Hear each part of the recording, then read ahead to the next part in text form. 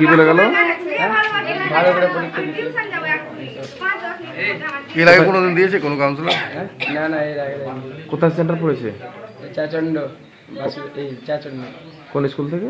কাঞ্চনতলা জেডিজি। আজকে কে এসেছিল? আজকে এসেছিল কাউন্সিলর আমাদের। কত নম্বর ওয়ার্ডের? 7 নম্বর ওয়ার্ডের।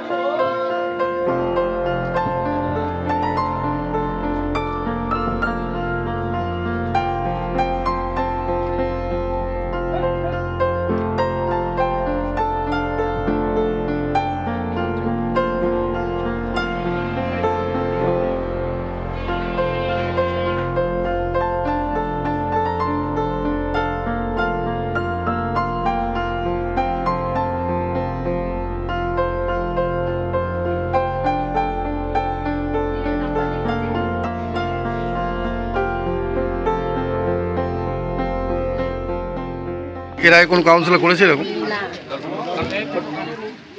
কি জন্য কোনো পরীক্ষা দিবে ওই জন্য?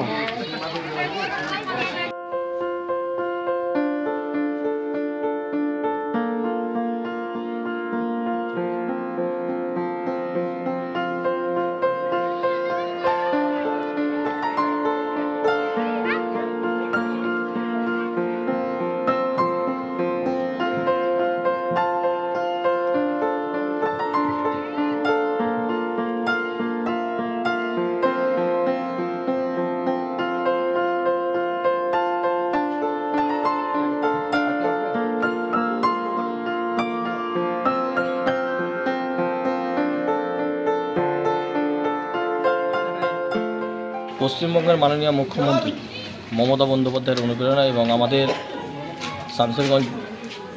শামশেরগঞ্জের বিধায়ক মাননীয় আমিনুল ইসলামের নির্দেশে আমরা প্রতি বছর ন্যায় 2024 শিক্ষাবর্ষে মাধ্যমিক এবং উচ্চ মাধ্যমিক পরীক্ষার্থীদের সাফল্য কামনা করে তাদের পাশে দাঁড়ানো আমাদের কাউন্সিলর সুস্মিতা ঘোষ গুপ্তার উদ্যোগে আজকে আমরা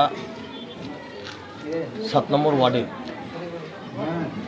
মাধ্যমিক এবং উচ্চ মাধ্যমিক ছাত্রছাত্রীদের বাড়ি গিয়ে তাদের সাফল্য কামনা থেকে নিয়ে শুরু করে তাদের যে পরীক্ষার সেন্টার যাবার জন্য গাড়ির ব্যবস্থা সমস্তটাই আমাদের কাউন্সিলরের নেতৃত্বে, আমাদের সুস্মিতা ঘোষ গুপ্তা তার নেতৃত্বে আজকে আমরা তাদের পাশে গিয়ে দাঁড়াবার চেষ্টা করলাম।